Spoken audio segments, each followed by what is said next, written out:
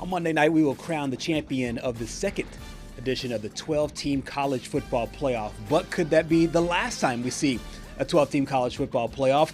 Decision makers right now are deciding between now and Monday what the future will look like for the college football playoff. 16 teams, 24 teams, maybe a bridge between the two. That's what they will decide, and the SEC and the Big Ten are among the power players making that decision here over the next few days and weeks. Welcome to Southeast Sports Plus. I'm Gerhard Mathangani, joined by Patrick Walsh. Patrick, we knew that when the college football playoff expanded from 4 teams to 12 teams, there was a possibility that the growth was not done. It does now seem like, though, that there's another decision being made. I think that from 4 to 12, there might have been some people that wanted to see 8. But it seems like now the extra growth, there's a lot more division between the power players and the decision makers at hand. I think when we saw the 12-team playoff for the first time last year, a lot of people thought that the jump was too big. As you mentioned, they would have much rather had 8 teams or stayed at 4. I think the difference between last year and this year is last year there really only was 12 teams that could truly compete for a national championship. And I think this year there were about 16. I think each of those teams in the top 16, like I honestly wouldn't have been surprised if Texas made it in had they gone on a run, and potentially, I mean, you look at where they would have been the 10 seed if they were to have made it. I don't think that there was never a scenario where they were going to make it with 3 losses. But, I mean, you look at what Miami did.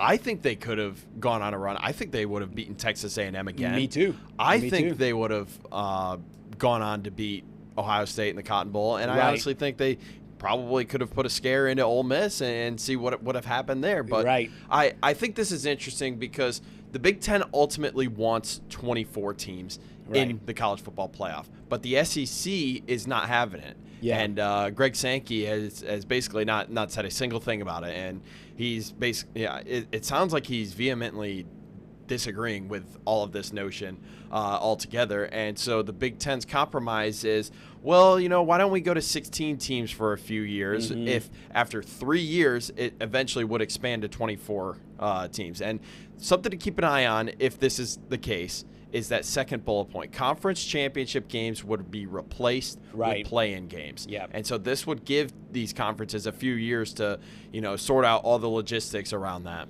I think one of the big things, and I think you brought this up whenever we were talking about conference championship weekend, because it felt like even when we were playing those games, it felt like, man, this doesn't seem sustainable because most of these games don't really matter. No. The ACC game, it only really mattered to Miami if they would be able to pop up above. But Indiana, Ohio State, we both knew they were in. They were both likely still going to get a first-round bye. I think people saw that. People wanted to watch it for the Indiana story to see if they could finish the regular season and win the conference championship. But it just feels that with the bigger the playoff got, the more the conference championship week, the more irrelevant it got. And I think with 16 teams, it definitely becomes irrelevant. And with 24 teams, eradicated altogether. I think the natural question would be to ask is, are there 24 actually good, strong, viable teams that can win a national championship? I think the logical answer to that is no. But everybody's going to point to the NCAA basketball tournament. It's a different sport, different game. But I'll play the thought experiment. Okay, so there are 68 teams that go to the college basketball tournament. There are 64 teams that make the college baseball tournament. There's 64 teams that make the Women's College World Series tournament that ends up being the Women's College World Series between the regional round, the super regional round, and before you get to Oklahoma City or Omaha. So, yes, we do have expanded fields elsewhere.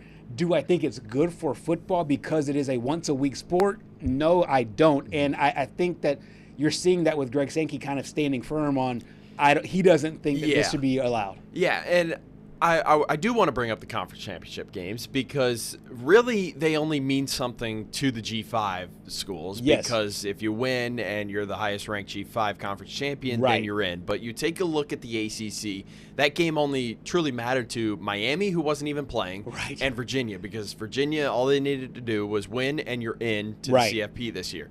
You look at the Big 12. that game meant something for both of those teams. Texas Tech wanted that first-round bye. I think they would have been in regardless, even with a loss. And then BYU was playing just to get in. But you look at the SEC, it was basically we saw what happened last year with SMU losing to Clemson in the ACC championship, and they still made it. So the precedent was already set there. But Alabama and Georgia were both pretty much firmly in the playoff field. And as you mentioned, Ohio State and Indiana were both firmly in the playoff field. They don't mean anything anymore other than just a title, because when you look at what's happened since the playoff has expanded to 12 teams, Indiana's the only team with a first-round bye that has actually won and taken advantage of that first-round bye. 1 of 8. Other teams are 0-7. So it seems like that long layoff of 25 days is basically pointless at this point.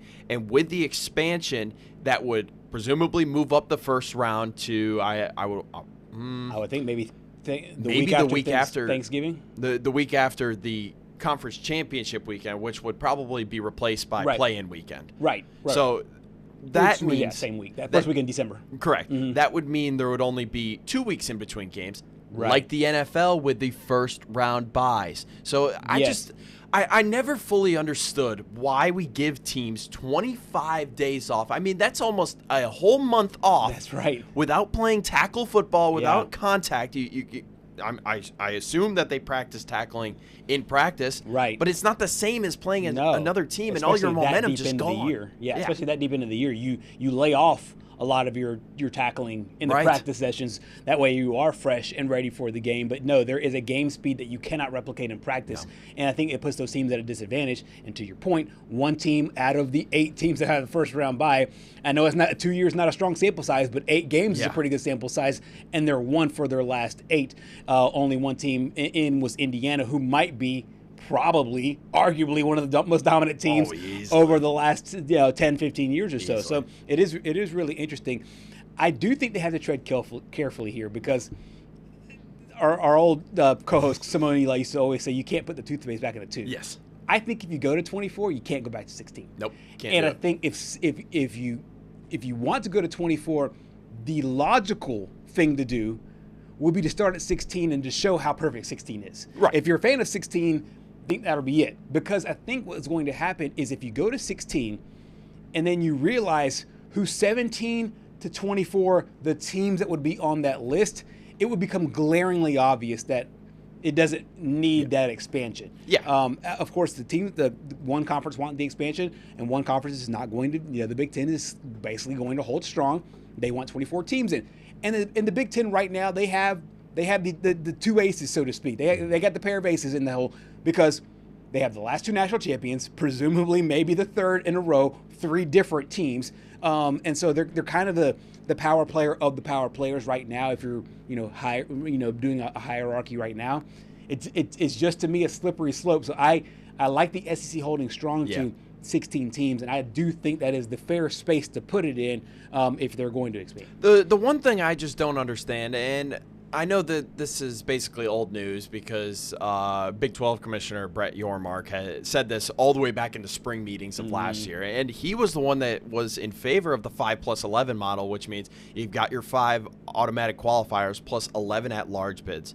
I just don't understand why. I understand why the SEC would want to do that, because if you take a look at this year, had it been the 5+11, I believe that they would have gotten 17 teams in of that. The Big 12 would have not gotten that. And if you go to this 24-team model, which we'll do some hypotheticals here, if it were to happen this year, we'll take a look at some of those seedings. But the Big 12 is just not going to stack up when you have it as a committee-based model in regards to the SEC, because the SEC will always have that inadvertent bias to it, just because of the hierarchy, the strength of schedule. I just don't understand why the Big 12 and the ACC would be in favor of leaving it into the committee's hands, because the ACC almost got squeezed out of a spot this year. This year, with a conference champion in, another conference champion had 5 losses, and I think that the only move for the for Yormark, for the reason why he was even lofting up that as an idea, is that if he thinks that, okay, if Texas Tech becomes a perennial power player, so to speak, and then BYU can sneak in as a perennial power player. And if not them, whether it's Utah, Houston, Arizona State last year, I think that would be more on hope for the Big 12, right, given, the schools that have money. I do think it's interesting, though, that the ACC would say yes to this. And maybe they're just thinking hope because if Clemson can make a run for back to what they were, Miami can stay afloat from where they are, Florida State can resurrect themselves. But you're right. This past year, it would not have favored them. I think it would have favored the SEC and the Big Ten only. I think of those 11 at-large, as you said, so obviously they have the five conference champions. So the SEC's representative obviously would have been Georgia. Then you have the other 11 spots. I think of those 11 spots, Alabama would have found a way in. Mm-hmm. Ole Miss would have found a way in. Maybe even Texas would have been able to. Texas and Vanderbilt. Yeah, Texas. The three that got in, obviously, Bama, Ole Miss, and Texas A&M. Then you also had Texas, like you said, Vanderbilt, like you said, on right there on the outside looking in. So it does seem to favor the SEC and Big Ten all over again. Yeah, and let's take a look at what the seeding would have been had the 24-team CFP model been in place this year. So Pitt would have been at 24, Duke at 23. James Madison won the Sun Belt. They would have been at the 22 spot, and Houston there at the 21 spot. Tulane at 20. Virginia at 19, even though they lost the ACC. Michigan there at 18. Bryce Underwood would have made the playoff in his first year as quarterback. True freshman. That's there. Right, yeah. Up in Ann Arbor. 17 is Arizona, and then 16 USC, Utah at 15, and then here you go, Vanderbilt, Texas at 14 and 13, and then pretty much the top 12 stays the exact same with everyone Miami and above all keeping their same seeds. So this model would have gotten 7 teams in from the SEC. We saw 5 actually make the 12-team model. Right. You just add in Vanderbilt and Texas now. Yeah, and I think, like you said earlier, I think you could have seen Texas make a run. Yep. I could have seen Vanderbilt make a run. Yep. Stepping outside of the SEC footprint, I could have seen Notre Dame make a run. So I do see a path for that, for a 16-team playoff and how viable that would be. I think if you jump from 12 to 24, you tarnish the sport. Too much. It is way too much. You can't double the field. Yep. It tarnishes the sport in a way that I think that if you love college football, you don't want to see. You would hate to see something go from 4 teams to 24 teams in the span of to 5 years or so. So it would have been interesting.